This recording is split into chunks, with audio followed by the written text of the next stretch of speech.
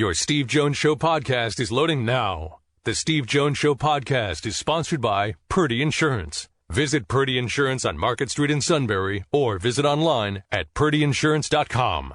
With that, I bring in one of my favorite people. Does awesome work and is an even better guy, Mike DeCourcy. Mike, welcome. Great to have you with us. How are you, Steve? I'm doing well. How are you? Doing great. Good. Absolutely. All right. We are 11 months into name, image, and likeness, along with the transfer portal being what it is. Is this model sustainable? Yeah, that's a word that gets thrown around a lot in all this. And and my question to that is, what would not be sustained? Does it mean will people keep paying lots and lots of money for name, image, and likeness rights for college athletes? Well, they may or they may not, but that's not really a concern of anybody's other than the people whose money comes out of one pocket and then the people whose money that comes into their pockets. If Jordan Addison, I don't really know what he's getting in his name, image, and likeness deal, but I do know what Nigel Pack is getting. So he's getting $800,000. That was announced and declared and all of that. Right. So if the next Nigel Pack doesn't get 800, they get 600. Well, does that matter to me? Does it matter to you? I think it matters to that person's accountant and family, but not really to us as consumers of college sports. So in terms of the transfer deal, that's been going on for longer than people are willing to acknowledge. I mean, you and I both know it's like the waiver wire in April. Yes, yeah, because of the waivers that were being granted for no reason at all. Right. I mean, they'd come up with the various different reasons why they had to be closer to home or why they had to get away from this coach or whatever it might be, and they'd be granted. So if you were going to grant waivers like that, then it probably made more sense to just go ahead and make it open to everybody. And if they had some common sense and foresight and they didn't want this to be the reality, then they shouldn't have allowed softball players and baseball players and track stars and all the rest to be transferring without sitting out a year. It should have been for everybody instead of just football, basketball, men's and women's. It should have been for everyone. Right, yeah, baseball, men's ice hockey, women's basketball, men's basketball, football were the only 5 that didn't have that before. Okay. But the next part is when you have talked to fans, and it was brought up to me last night again, is there any concern that the fans get turned off by this? And I will couch that by saying people thought in professional sports that fans would be turned off by free agency, and it turned out they weren't.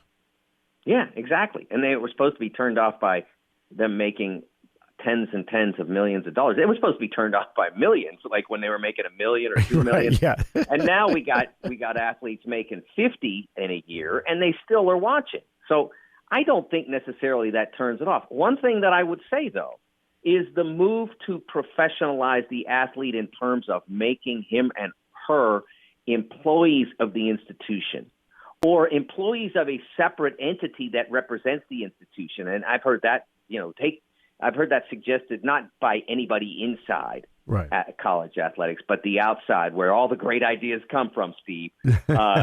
Make them representatives of some entity. The University of Alabama football team in which none of the 100 players are actually students at the University of Alabama. That I don't believe will fly for this simple reason. Give me a minor league sport that is a huge success. There aren't. It's not a great business. Most of them have to be subsidized by the league in some way, shape, or form by the league that they feed players to. In the case of the NBA G League, they basically fund the whole thing. In the case of major and minor league baseball, they are basically paying to an extent your player payroll. So your expenses are all internal office people and opening the ballpark and keeping it clean and all that stuff. So it's not a great business, and that's why I think if you move the people, the NCPA, the Players Association that Ramogi Huma has been trying to get started for 100 years. Right. I don't think that really is the best way for college athletes to go. I think this environment where they are students, so they're still getting educations, where they are now able to be recognizing the economic value of their name and work. I think this is the sweet spot for the college athlete. And I think you go beyond this to employer-employee, and you start to foul the sweet spot.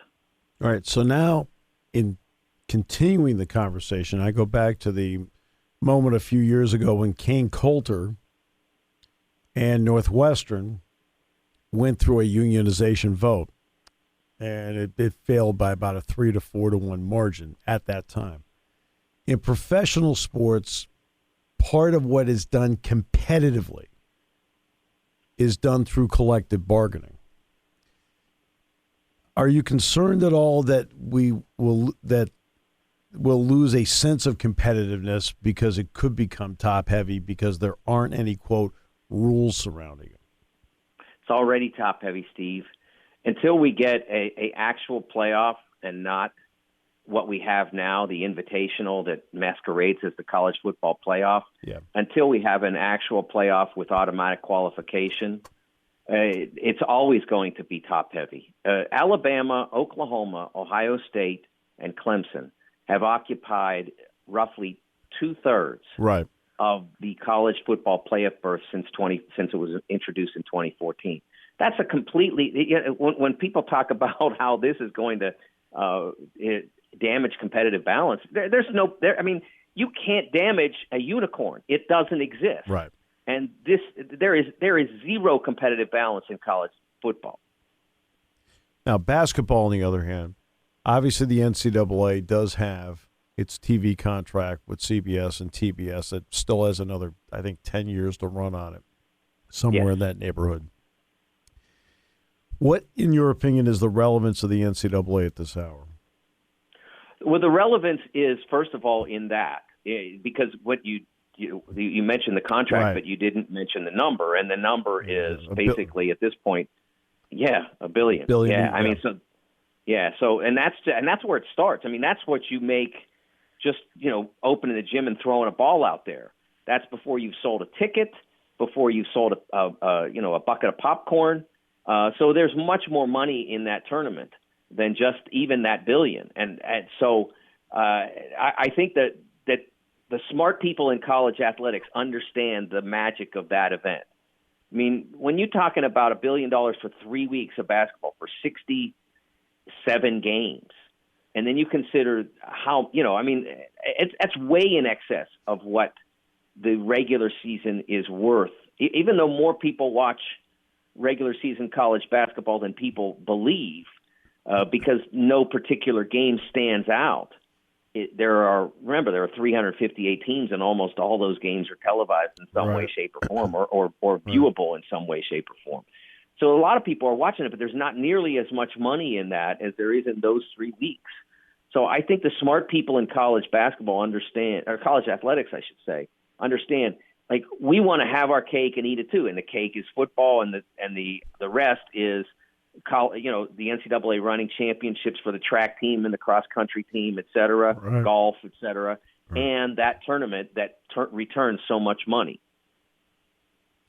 Now, when it comes to the college football playoff, people know I've been in favor of expansion to 12, and I was talking about 12 before they even brought it up a year ago.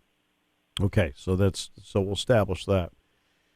In college basketball, even though you and I are around it all the time, so it's really relevant to us every day, every game, some will say that college basketball's relevance is mid-February and then the tournament. Is there any concern on your part at all that the perception of college football's relevance changes because of an expanded playoff? No, I think, first of all, that the people who say that, I believe, and I can point to specific examples, but I don't want to make any enemies. I know.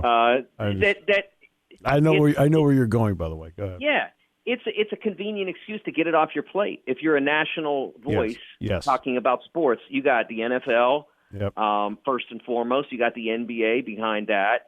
And now you want me to talk about college basketball too? I have to know 358 teams or at least 80 of them. No, I'll get to you in March. That's how they do it. Yes. And so they try to convince you that's the way the rest of the world is.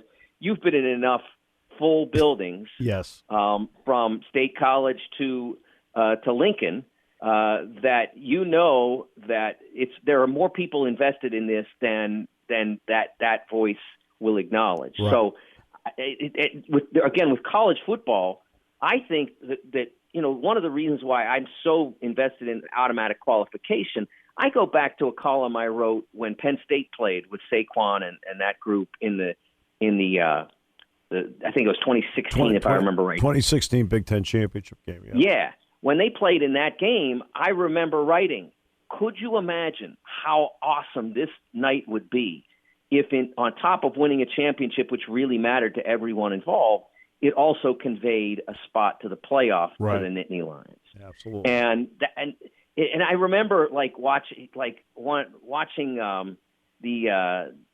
was at Big Ten Network one weekend watching the Pac-12 championship on a treadmill, and it didn't lead anywhere. And so and they're playing it at 9:00 on a Friday night, and right. But if this game got you into the playoff, everybody would care. I agree. That's what college football is missing. And so when I hear people, talk about Greg Sankey not wanting that, that to me is a very narrow view of what college football can be and should be. Well, what it is that, that weekend then becomes, Mike, an additional layer of the playoff. That leads to the 12, but it's the additional layer that brings with it. Fans love games with stakes. Yeah. Okay, and that's what it comes down to. Hey, all of a sudden now the game's got stakes. You win the Pac-12 championship, you're in. Yes, and as big as the SEC football game is and has been for 20 years or so, it gets everybody looped in if that game means this team's going. That's how college basketball has worked. The championship week is a really fun, cool deal, yeah, it is. And that championship weekend in football would be tremendous. I can't believe that they can't see that. I can't. Some of this is on the college football people who cover the sport of college football as well, because they don't see it. They're constantly arguing for elimination of college conference championship games and never considering what they really need to do if they need to trim the schedule to expand the playoff. Get rid of the revenue game. Do we really need to see Alabama play Mercer again? Yeah. I mean, it's even Saban has said that game doesn't, it should go away. If you expand the playoff and you make, you make the football championships more important, there'll be more money in it, and no one will need that $1 million or whatever it is you get out of playing at home against a team that doesn't belong on the field with you. Yeah, but you get to that weekend, you talk about a couple of the national voices talking about eliminating those games. Well, let's see now. ESPN doesn't carry the Big Ten championship game. Okay. They don't carry the SEC championship game. Okay. So you start going through what they don't, so. It doesn't mean it all works the same way, but you can see through it sometimes. All right, so in the off season, we were able to talk about a lot of stuff, which is a lot of fun. I'm glad we were able to do that. It's because I know when it comes to the transfer portal, I've already started doing some preliminary work. There's been a fair amount of movement. So in basketball, in fact, Illinois just got to get the kid from Baylor. So unbelievable. Mike, thanks so much. Always appreciate it. Let's not be strangers on this thing. My pleasure, Steve. Anytime you guys want to talk, I'm here. Thanks, Mike. Take care.